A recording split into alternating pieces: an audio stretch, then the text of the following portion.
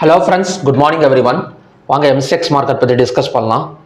Crude oil நேற்று வந்து பார்த்தீங்க அப்படின்னா ஒரு டபுள் பாட்டம் சப்போர்ட் எடுத்துகிட்டு மேலே வந்திருக்குங்க. அதாவது 8003ல் ஒரு டபுள் பாட்டம் சப்போர்ட் எடுத்துகிட்டு மேலே வந்திருக்கு. நேற்று ஈவினிங் வீடியோவிலே நம்ம பார்த்தது தான். அதாவது அடுத்த சப்போர்ட் எடுக்கணும் அப்படின்னா கண்டிப்பாக இந்த லோவில் தான் எடுக்கணும் அப்படின்னு. ஸோ லோவில் எடுக்கல, அதுக்கு முன்னாடி ஒரு டபுள் பாட்டம் சப்போர்ட் எடுத்து ஒரு 215 minutes candle, green colour candle confirmation கொடுத்து நமக்கு கிட்டத்தட்ட ஒரு 200 பாயிண்ட்ஸ் பக்கம் மேலே வந்திருக்கு அப்படிங்கிற மாதிரி சொல்லலாம். நேற்று வந்து ஏப்ரல் மந்தோட ஃபியூச்சர்ஸ் வந்து எக்ஸ்பைரி, ஓகேங்களா. ஸோ நான் இப்போ வச்சிருக்கிறது க்ரூட் ஆயில் ஃபியூச்சர்ஸ் மே மந்தோடது, ஓகேங்களா. இப்போ இது வந்து கண்டினியூ ஆகுமா? ஏன்னா யூஎஸ் ஆயில் வந்து எப்படி ஓப்பன் ஆயிருக்குன்னா ஜஸ்ட் $0.59 மட்டும்தான் பாசிட்டிவ்ல வந்து ஓப்பன் ஆயிருக்கு. இத்தனைக்கும் நியூஸஸ் எப்படி இருக்கு அப்படின்னா, இப்போ ஈரான் வந்து ஸ்ட்ரைட் ஆஃப் ஹார்மஸை வந்து திறக்க மாட்டேன்னு சொல்லிட்டாங்க. ஸோ அதே மாதிரி பேச்சுவார்த்தைக்கு இடம் இல்லை அப்படின்னு சொல்லிட்டாங்க. இப்போ ட்ரம்ப் வந்து என்ன அதுக்கு வந்து ரிப்ளை கொடுத்துருக்கிறாரு அப்படின்னா, ஸோ ஈரான் வந்து டீலுக்கு வந்து ஓகே சொல்கிற வரைக்கும் ஸ்ட்ரைட் ஆஃப் ஹார்மஸை சுற்றி நிறுத்தியிருக்கிற கப்பற்படை, விமானப்படை, அதாவது தாக்குதலுக்கெல்லாம் நாங்கள் வந்து ரிட்டர்ன் வந்து வர சொல்ல மாட்டோம். அவங்க வந்து அங்கேயே தான் இருப்பாங்க, எப்போ வேணால் தாக்குதல் நடக்கும் அப்படின்னு சொல்லியிருக்கிறாரு. இதுதாங்க ஒரு பிரச்சனை. ட்ரம்ப் வந்து அவங்க ஓகேன்னு சொன்னால் கூட இவர் அந்த இடத்துல கொண்டு போய் படைகளெல்லாம் நிறுத்தி ஸோ தொடர்ந்து மிரட்டிகிட்டே இருக்கிறனால தான் அவங்க இறங்கி வந்தாலும் மறுபடியும் வந்து ரிவர்ஸ் போயிட்டுருக்காங்க அப்படிங்கிற மாதிரி தோணுது, ஓகேங்களா. ஸோ இவர் வந்து அவங்க ஓகேன்னு சொன்னால் இவர் கொஞ்சம் பின்னாடி வந்துடணும், ஆனால் இவர் வந்து வரமாட்டேங்கிறாரு. இன்னுமே வந்து என்ன சொல்கிறது அப்படின்னா, மிரட்டுற மாதிரி தான் இவர் நியூஸஸ் வந்து கொடுத்துட்டு இருக்கனால இன்னும் அவங்க வந்து இறங்கி வரல, ஓகேங்களா. ஸ்ட்ரைட் ஆஃப் ஹார்மஸ் இப்போதைக்கு வந்து க்ளோஸ் தான். பட் ஸ்ட்ரைட் ஆஃப் ஹார்மஸ் நமக்கு ஓப்பன் ஆகிறப்ப பெரிய அளவில் செல்லிங் நடந்தது. பட் க்ளோஸ் ஆகிருக்கிறப்ப பெரிய அளவில் வந்து பையிங் வந்து நடக்கலை. நேற்று வந்து நம்ம ஆல்ரெடி நேற்று மார்னிங் வீடியோலாம் இந்த மாதிரி வந்து பார்த்துருந்தோம் அப்படின்னா பெரிய மூமெண்ட் இருக்காது அப்படிங்கிற மாதிரி தான் பார்த்துருந்தோம். ஸோ எக்ஸாக்டாக ஒரு வாலட்டிலிட்டி மார்க்கெட் போயிட்டு வந்துட்டு இருந்தது. ஈவினிங்கில் ஒரு டபுள் பாட்டம் சப்போர்ட் எடுத்துட்டு நமக்கு க்ளோஸ் வந்து கொடுத்துருக்கு. இப்போ யூஎஸ் ஆயிலும் பெரிய அளவில் வந்து ஒரு $3 $4 எல்லாம் மேலே வரல, ஜஸ்ட் ஒரு $0.58 மட்டும்தான் மேலே வந்து வந்திருக்கு, ஓகேங்களா.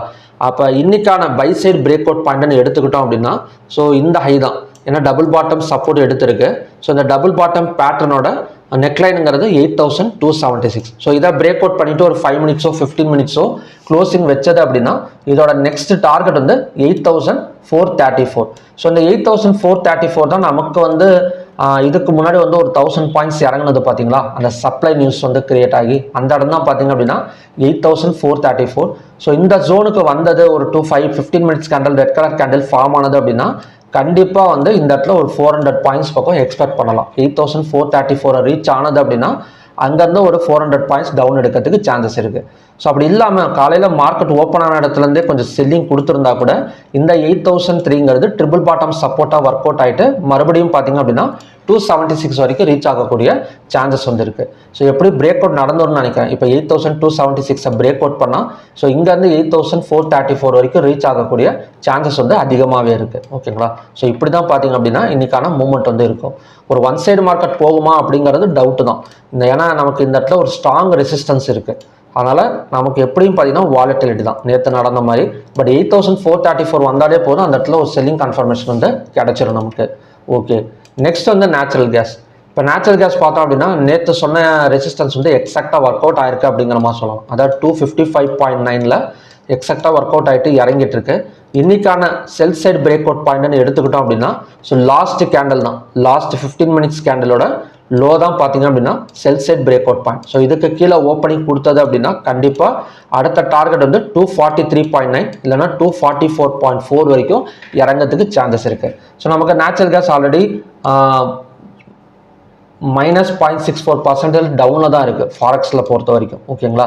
அப்படி இருக்கிறப்ப 251.3 பிரேக் அவுட் பண்ணிட்டு தான் நமக்கு கீழே இறங்கும். நெக்ஸ்ட் டார்கெட் அண்ட் சப்போர்ட் ஜோனுங்கிறது 243.9. ஓகே. நெக்ஸ்ட் வந்து கோல்டு அண்ட் சில்வர் பார்க்கலாம். இப்போ கோல்டு அண்ட் சில்வர் மட்டும்தாங்க பெரிய அளவில். இப்போ கோல்டு கூட பரவாயில்ல, நமக்கு காலையில் சப்போர்ட்டை டச் பண்ணிவிட்டு ஒரு 2000 பாயிண்ட்ஸ் பக்கம் மேலே வந்திருக்கு. பட் சில்வர் அந்த அளவுக்கு வந்து மூவ்மெண்ட் இல்லை அப்படிங்கிற மாதிரி சொல்லலாம். ஸோ கோல்டை வந்து எப்படி பார்க்கணும் அப்படின்னா நெக்ஸ்ட் சப்போர்ட் ஜோன், இப்போ நேற்று லோவையும் நான் ஜாயின் பண்ணிடுறேன். ஸோ நெக்ஸ்ட் சப்போர்ட் ஜோன் வந்தால் பை வந்து ஃபோக்கஸ் பண்ணலாம். இப்போ 1,52,812 வந்தது அப்படின்னா இந்த இடத்துல பை சான்சஸ் இருக்குது. ஸோ மற்றபடி இந்த பிரேக் அவுட்டும் ட்ரை பண்ண வேணாம், இந்த இடத்துல ரெசிஸ்டன்ஸாகவும் பார்க்க வேணாம், மூவ்மெண்ட் எல்லாம் நடக்கட்டும், அதுக்கப்புறம் கூட நம்ம வந்து பார்த்துக்கலாம். இல்லைனா ஈவினிங் வீடியோவில் ஏதாவது பேட்டர்ன் கிரியேட் ஆகுனா நான் வந்து அப்டேட் பண்ணுறேன். இப்போதைக்கு நமக்கு சப்போர்ட் மட்டும் ட்ரை பண்ணால் போதும். ஏன்னா இதையும் பிரேக் அவுட் பண்ணிவிட்டு மேலே வருமானு தெரியல. ஏன்னா நமக்கு மூவ்மெண்ட்டும் இல்லை. கோல்டை பொறுத்த வரைக்கும் ஜஸ்ட் $7 மட்டும்தான் மூவ்மெண்ட் இருக்குது. ஓகேங்களா, இப்போ 1,52,812 சப்போர்ட் ஜோன்.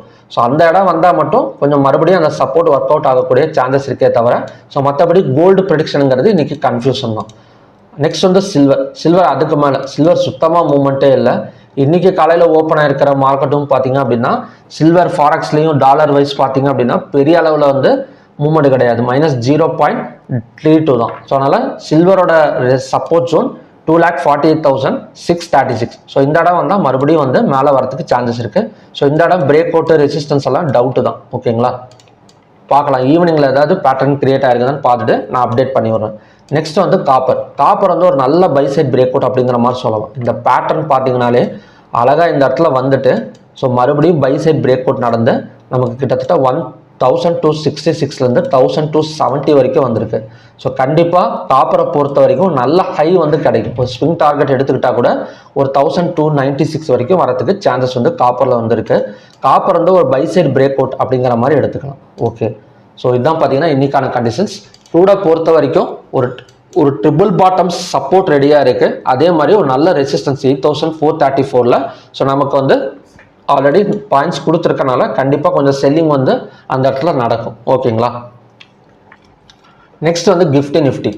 இப்போ இந்த பிரச்சனையில் நிஃப்டி வந்து ஒரு பெரிய செல்லிங்கில் ஓப்பன் ஆயிருக்கா அப்படின்னு கேட்டிங்கன்னா கிடையாது. ஒரு 38 பாயிண்ட்ஸ் மட்டும்தான் ஓப்பன் ஆயிருக்கு. ஓகேங்களா, இதே நமக்கு ரெக்கவரி ஆகிடுச்சுன்னு ஒரு 2 மணி நேரம் டைம் இருக்குது, ஒரு 100 பாயிண்ட்ஸ் ஒரு 150 பாயிண்ட்ஸ்லாம் ரெக்கவரி ஆனது அப்படின்னா கண்டிப்பாக நிஃப்டி அகைன் வந்து பை சைடு போகிறதுக்கு சான்சஸ் இருக்குது. ஸோ நிஃப்டி எக்ஸ்பைரி இருக்கனால கண்டிப்பாக மார்னிங் கொஞ்சம் செல்லிங் ப்ரெஷர் இருக்கும். செல்லிங் ப்ரெஷர் இருந்துட்டு தான் ஒன்றும் மேலே போகும், இல்லைன்னா காலையில் ஓப்பன் ஆன இடத்துலேருந்து செல்லிங் ப்ரெஷர் கொஞ்சம் இருக்கும். எப்படியும் வந்து வாலட்டிலிட்டி மார்க்கெட் தான் நிஃப்டியை பொறுத்த வரைக்கும் இன்றைக்கி. ஓகேங்களா, ஏன்னா 38 பாயிண்ட்ஸ் இருக்குது.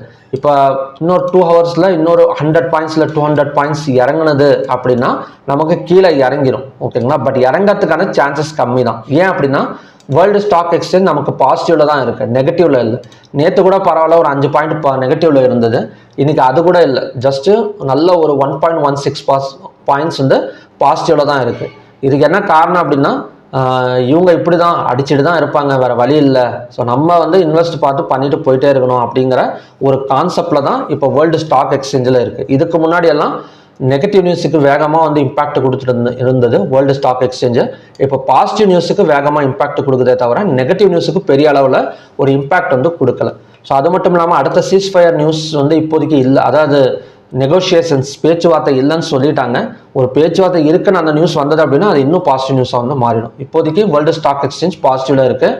நிஃப்டியும் பார்த்தீங்க அப்படின்னா நமக்கு பெரிய அளவில் இறங்கல, ஒரு 38 பாயிண்ட்ஸ் மட்டும் தான் மைனஸில் இருக்குது. ஓகேங்களா, எப்படி பார்த்தாலும் வாலட்டிலிட்டி எக்ஸ்பெக்ட் பண்ணலாம் நிஃப்டி எக்ஸ்பைரி அன்னைக்கு. ஸோ ஓகே ஃப்ரெண்ட்ஸ், இதுதான் பார்த்தீங்கன்னா இன்னைக்கான கண்டிஷன்ஸ். நெக்ஸ்ட் வந்து ஏடிஆர் வேல்யூஸ். இப்போ ஏடிஆர் வேல்யூஸ் வந்து எல்லாமே நெகட்டிவ் கொடுத்துருக்காங்க. இன்ஃபோசிஸ் வந்து -1.73, ஹெச்டிஎஃப்சி, விப்ரோ, ஐசிஐசி பேங்க் எல்லாமே வந்து நமக்கு வந்து நெகட்டிவ்ல இருக்கிறனால அதான் சொன்னல, இப்போ மார்னிங்கில் நமக்கு ஒரு கேப் அப் விழுந்தா கூட அந்த இடத்துல கொஞ்சம் செல்லிங் ப்ரெஷர் இருக்கும், இருக்காமலாம் இருக்காது. ஏன்னா நிஃப்டி நமக்கு பெரிய அளவில் ஒன் சைடு மார்க்கெட் எதிர்பார்க்க முடியாது, அதை தான் சொல்லிட்டு இருக்கேன். இப்போ நிஃப்டி கேண்டில் இப்படின்னு வச்சுக்கோங்களேன், இப்போ மார்னிங்கில் ஒரு ஓப்பனிங் கொடுத்தது அப்படின்னா அந்த இடத்துல ஒரு செல்லிங் ப்ரெஷர் இருக்கும், மறுபடியும் பார்த்தீங்க அப்படின்னா மேலே வரும். இல்லை அப்படின்னா ஃப்ளாட் மார்க்கெட் ஓப்பனிங் நடந்தால் கூட கீழே இறங்கிட்டு சப்போர்ட்டை டச் பண்ணிட்டு மேலே வந்துடும். ஸோ இந்த மாதிரி தான் இருக்குமே தவிர ஒரு பெரிய அளவில் ஒன் சைடு நடக்குமாங்கிறது டவுட்டு தான். ஏன்னா அந்த அளவுக்கு ஒரு பெரிய நியூஸஸ் எதுவுமே இல்லை. ஓகேங்களா, ஸோ ஓகே ஃப்ரெண்ட்ஸ், இதுதான் பார்த்தீங்கன்னா இன்னைக்கான கண்டிஷன்ஸ். மறுபடியும் பார்த்தீங்க அப்படின்னா இன்னும் நல்ல ப்ரெடிக்ஷன் வீடியோட நான் வந்து மீட் பண்ணுறேன். Thank you very much.